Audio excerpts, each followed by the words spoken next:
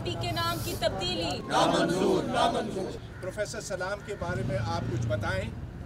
तो मैंने कहा कि पूरी दुनिया अब्दुल सलाम को मानती है।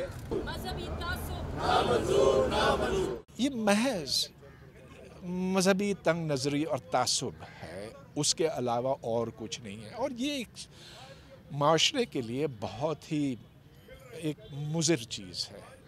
तो हम कहते हैं कि एक खुला मुआशरा होना चाहिए।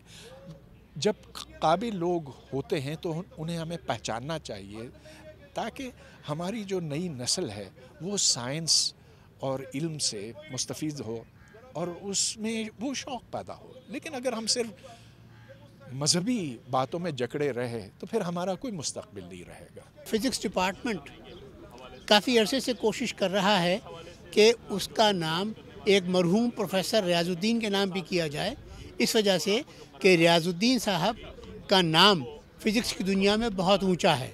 उन्होंने किताबें लिखी हैं, उनकी रिसर्च बहुत उम्दा है, बहुत से कई फार्मूलों के ऊपर उनका नाम आता है।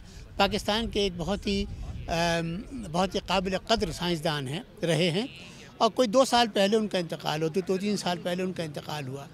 और हम उनसे, और वही साहब थे जिन्होंने कि नेशनल सेंटर ऑफ फिज़िक्स बनाया था।